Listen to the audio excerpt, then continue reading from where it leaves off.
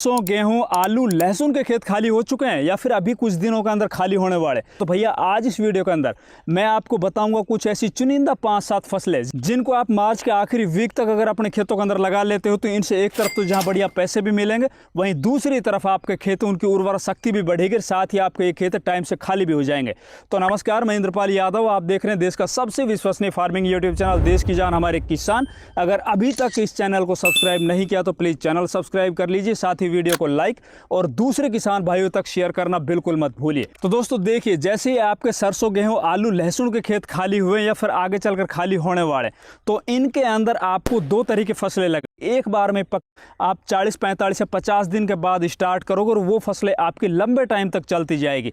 लेकिन उन फसलों के अंदर आपको थोड़ी मेहनत वो ज़्यादा करनी पड़ेगी। अब ज़्यादा मेहनत करोगे तो हो सकता है उसके अंदर आपको प्रॉफिट भी ज़्यादा हो। तो पहले बात कर लेते हैं उन फसलों के बारे में जो फसलें आप इस टाइम पर लगाओ और 2 महीने बाद उनकी कटाई करके एक साथ पूरी की पूरी फसल आप मंडियों के अंदर बेच सको। तो उनके अंदर भैया हमारी 2 ऐसी परंपरागत फसलें जिनकी बुआई आप मार्च के आखिरी वीक तक कर लेते हो, तो इनके अंदर आपको 50,000 रुपये से लेकर 70-80 हज़ार रुपये तक कमाई करने से कोई नहीं रोक सकता, क्योंकि इन फसलों का एक तो समर्थन मूल्य होता है, दूसरी तरफ इन फसलों की जो डिमांड है ना वो लगातार पूरे साल बनी रहती है। तो उसके अंदर भैया पहले नंबर के ऊपर अपन रखेंगे मूंग की बुआई। आप ग्रीष्मकालीन मूंग की बुआई अगर इस मार्च के महीने में कर लेते हो, आप मार्च के आखिरी वीक तक कर लेते हो, तो मूंग फसल से आप पर एकड़ 6 क्विंटल से लेकर 9 क्विंटल तक आप उत्पादन ले सकते हो। और मूंग के जो बाजार भाव है वो लगभग 7,000 रुपये क्विंटल के सभी मंडियों में, देश के किसी भी मंडी में इसको आप बड़ी आसानी से बेच सकते हो।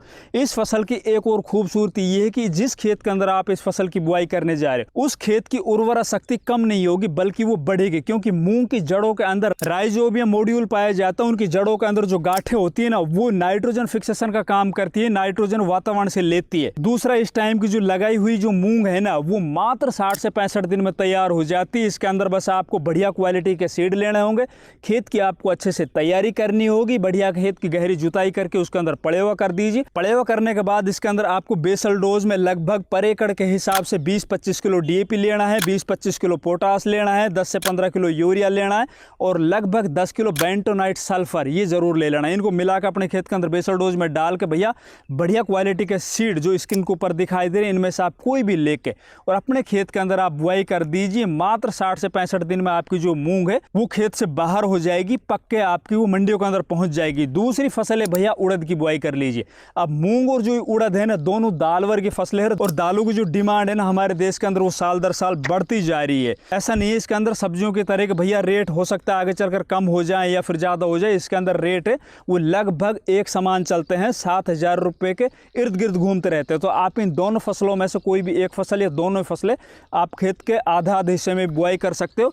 इससे आगे फिर बात करते हैं भैया कुछ ऐसी चुनिंदा सब्जी फसलों के बारे में जिनकी बुआई आप इस मार्च के पूरे महीने में कर लेते हो। देखिए भैया, अब आगे जितनी भी मैं सब्जी वर्ग की फसलें बताने जा रहा हूँ ना उनके अंदर अगर आपको कामयाब होना है तो आपको सबसे पहले अपने खेत की तैयारी अच्छी करनी होगी। मैं बार बार बताता हूँ, अभी मैं क्यों बताता हूँ कि भैया हमारे देश में सब्जी वर्ग की फसलों के अंदर किसान आते तो बहुत तेजी से, लेकिन उतनी तेजी से वापस लौट जाते क्योंकि वो खेत की अच्छे से ना तो तैयारी करते हैं, ना ही बढ़िया क्वालिटी के वो सीड ले पाते हैं, ना ही उनको प्रॉपर जानकारी होती है। तो भाई अगर आपको कामयाब होना है तो आधा काम आपका खेत की तैयारी के अंदर ही हो जाता है। खेत की अच्छी तैयारी करके आप अगर इन सब्जी फसलों की बुआई करते हो तो आधी लड़ाई आप उस टाइम पर जीत जाते हो। तो उसके अंदर आपको खेत की अच्छी गहरी जुताई करनी होगी।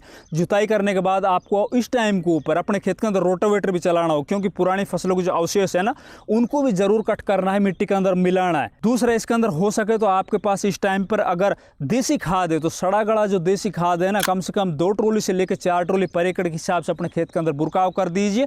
फिर बात आती है इसके अंदर रासायनिक खादों की, तो रासायनिक खाद में भैया पर एकड़ के हिसाब से कम आप 25 किलो से लेकर और 35 किलो के बीच में डीएपी लीजिए, 25 से 35 किलो के बीच में पोटास लीजिए और 15 से 20 किलो इसके अंदर इस टाइम पर इस गर्मी के मौसम में आप यूरिया ले लीजिए। और साथ ही अगर आपके खेतों के अंदर लगातार आप इन गर्मियों के मौसम में सब्जी वर्ग की फसल लगाते आ रहे हो, आपके खेत वो थोड़े टाइट सोइल है, उनकी हार्ड सोइल है, उनकी चिकनी मिट्टी है, तो उनके अंदर निश्चित तौर पर नेमाटोड वाली प्रॉब्लम होगी। और नेमाटोड की रोकथाम के लिए आपको इसी बेसल डोज के अंदर कार्टाप हाइड्रोक्लोराइड 3 किलो से लेकर 5 किलो पर एकड़ के हिसाब से इन्हीं खादों में मिलाकर पूरे खेत में छिटक देना है। छिटकने के बाद फिर इसके अंदर या तो आप कल्टीवेटर चला के पाटर लगा दीजिए या फिर रोटावेटर चला के उन सभी खादों को मिट्टी के अंदर अच्छे से मिला दीजिए। ये सब काम करने के बाद फिर बात आती है इनके अंदर लगाई जाने वाली कुछ ऐसी चुनिंदा सब्जी फसलें जिनके आगे चलकर शानदार रेट मिले और साथ ही आपकी फसल का जो उत्पादन है ना वो भी शानदार देखने को मिले। तो उसके अंदर पहले नंबर के ऊपर फर्स्ट प्रायोरिटी में रखते हैं हरी मिर्ची। देखिए भैया, हरी मिर्ची मैं पिछली जनवरी से बताता आ रहा हूँ। अब जिन किसान भाइयों ने जनवरी के महीने में हरी मिर्ची की बुआई की होगी उनकी हरी मिर्ची है ना अभी आगे चलकर अप्रैल के फर्स्ट या सेकंड वीक से ही निकलना स्टार्ट हो जाएगी, हार्वेस्टिंग स्टार्ट हो जाएगी, मंडियों में जाना स्टार्ट हो जाएगा। उस टाइम के ऊपर उनको जो मिर्ची के बाजार भाव है ना हो सकता है 40-50 रुपये किलो को मिल जाए। और अभी की जो लगी हुई हरी मिर्ची है ना हो सकता है जब ये तैयार होकर मंडियों में जाए तो आपको उनके रेट है 10 रुपये किलो, 15 रुपये या 20 रुपये किलो देखने को मिले। लेकिन भैया इसके अंदर आगे चलकर एक ट्विस्ट आएगा। जैसे बरसातों का दौर शुरू होगा ना जून के अंदर और जुलाई के अंदर, उस टाइम के ऊपर जो जनवरी फरवरी की लगी हुई मिर्ची है ना उसका उत्पादन कम हो जाएगा। आपकी मिर्ची का जो उत्पादन वो पीक के ऊपर होगा। और उस टाइम के ऊपर मैं पिछले कई सालों का ट्रेंड बता रहा हूँ, लगभग 70 रुपये किलो से लेकर 100 रुपये किलो के बीच के अंदर मिर्ची के रेट होते हैं। पिछले साल भी मिर्ची में 1 एकड़ जमीन से 4-4, 5-5, 6-6 लाख रुपए पर एकड़ के हिसाब से कमाए गए थे। और हरी मिर्ची एक ऐसी फसल है जिसको देश के किसी भी मंडी के अंदर आसानी से बेचा जा सकता है। इसकी जो डिमांड है ना साल के 365 दिन कंटिन्यू बनी रहती है। तो आप हरी मिर्ची की बुआई कर लीजिए।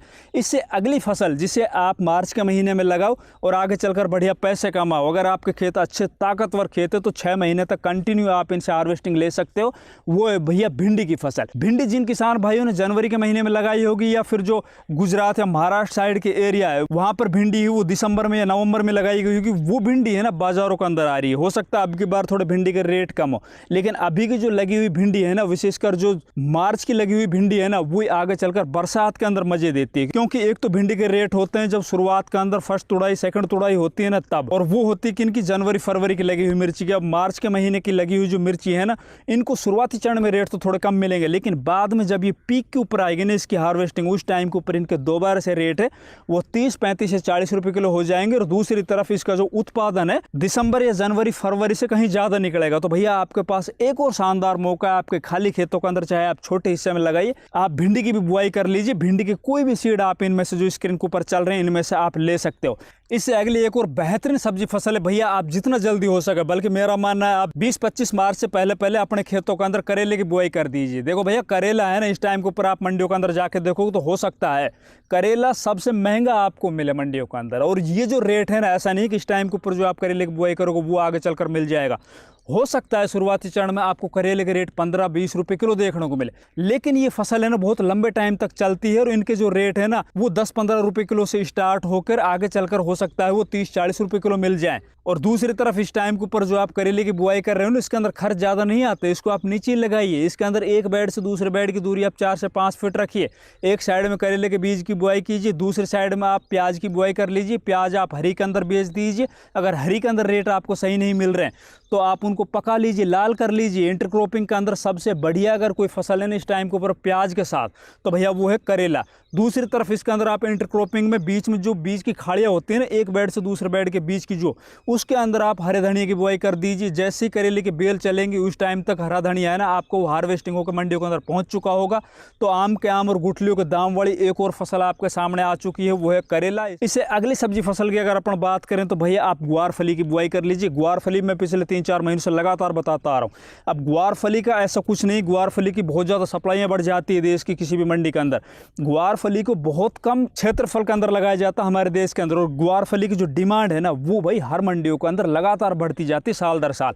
ग्वारफली के रेट जहां तक मेरा मानना है 20 रुपए किलो से नीचे नहीं आते। और ग्वारफली के अंदर खर्च की अगर अपन बात करें तो दूसरी सब्जी फसलों की तुलना में ग्वारफली में सबसे कम खर्च आता है।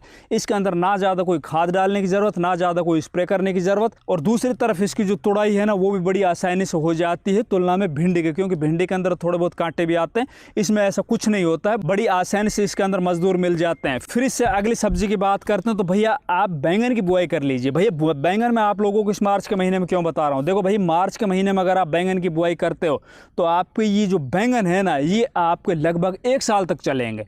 और जब इस टाइम के लगे हुए बैंगन आपके मंडियों में जाएंगे उस टाइम पर हो सकता है आपको 20 रुपए किलो का रेट मिले। लेकिन भाई जब ये पीक के ऊपर होंगे ना, उस टाइम पर बरसातें स्टार्ट हो चुकी होंगी। जून और जुलाई के महीने के अंदर बैंगन है ना वो मंडियों के अंदर खत्म हो जाते हैं, क्योंकि इस फसल के अंदर लगने वाली दो सबसे खतरनाक बीमारी सूट बोरर और फ्रूट बोरर, जिसके अंदर तना भेदक इल्ली आती है और फल भेदक इल्ली आती है ना, उसको अगर आपने कंट्रोल कर लिया बढ़िया क्वालिटी के इंसेक्टिसाइड यूज करके, तो भाई लाखों रुपए पर एकड़ के हिसाब से आपको बैंगन से कमाने से कोई नहीं रोक सकता।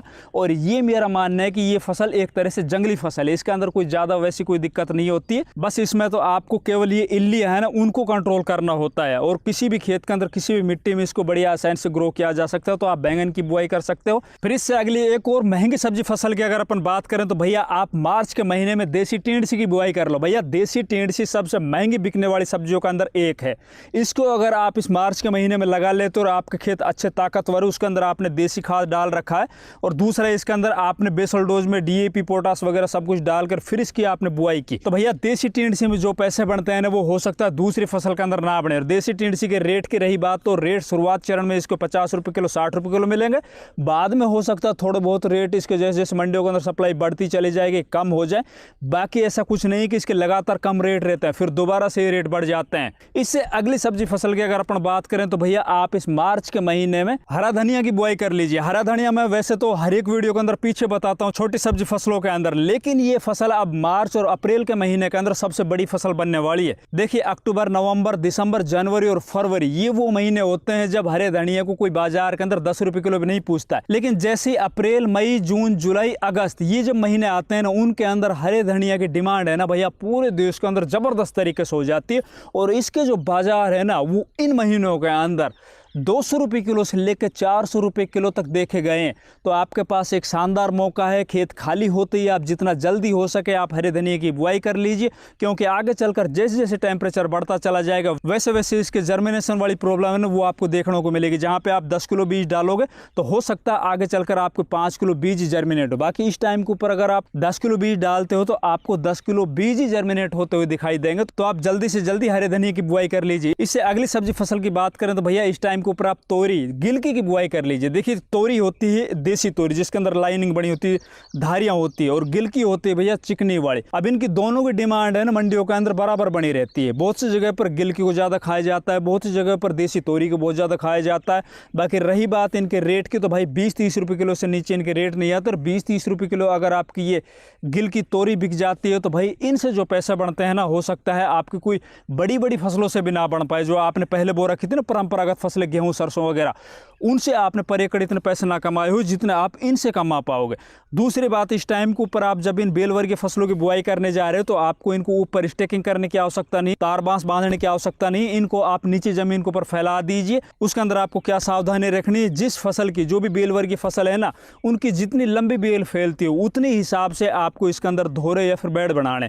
जैसे कि गिलकी की अगर अपन बात करें तो इसके अंदर आपको 8 फीट एक बेड से दूसरे बेड की दूरी रखनी है। अगर अपन बात करें देसी टिंडसी की तो इसके अंदर आपको 4 फीट दूरी रखनी है। फिर इससे अगली सब्जी फसल की बात करें तो भैया वो है इस टाइम के ऊपर आप जितना जल्दी हो सके लौकी की बुआई कर लो। लौकी बाजार के अंदर इस टाइम के ऊपर आ रही है, वो कौन सी है, वो दिसंबर की लगी हुई जो टनल के अंदर लगाई गई थी, उसके बाद अभी चलने वाली जनवरी वाली, फिर फरवरी वाली चलेगी ओपन फील्ड की लौकी है। वो पूरे साल के 365 दिन बराबर बाजार के अंदर आती रहती है। लौकी के बाजार भाव 5 रुपये किलो देखे जाते हैं, साथ ही इसके बाजार भाव 40 रुपये किलो भी देखे जाते हैं। अब 5 रुपये किलो का रेट भी किसान लेता है, 40 रुपये किलो का रेट भी किसान लेता है। इसके अंदर ऐसा नहीं कहीं दूर से कोई दूसरे ग्रह से कोई लोग आते हो नीचे।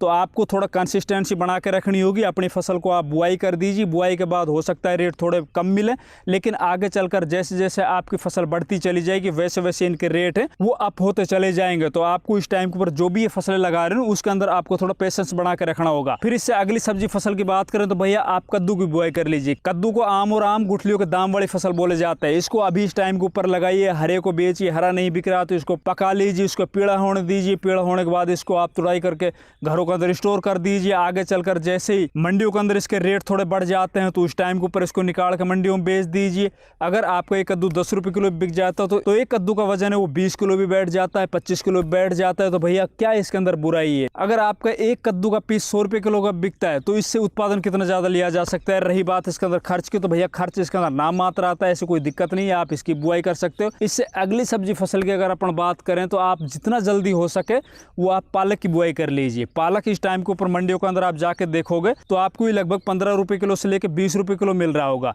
लेकिन इस टाइम के लगे हुए जो पालक है ना वो लंबे टाइम तक सर्वाइव नहीं करते हैं। उसके अंदर ऐसा नहीं कि आप बार बार उसकी कटाई करते चले जाओ। इस टाइम के लगे हुए जो पालक है ना उनकी आप ज़्यादा से ज़्यादा 2 से 3 बार कटाई कर सकते हो, वरना इसके अंदर ऊपर आके ना बीज बन जाते हैं। क्योंकि आगे जैसे जैसे गर्मी बढ़ती चली जाएगी तो उतना इसके अंदर आगे चलकर बीज बनने की समस्या आप लोगों को ज़्यादा देखने को मिलेगी। तो पालक की बुआई कर सकते हो।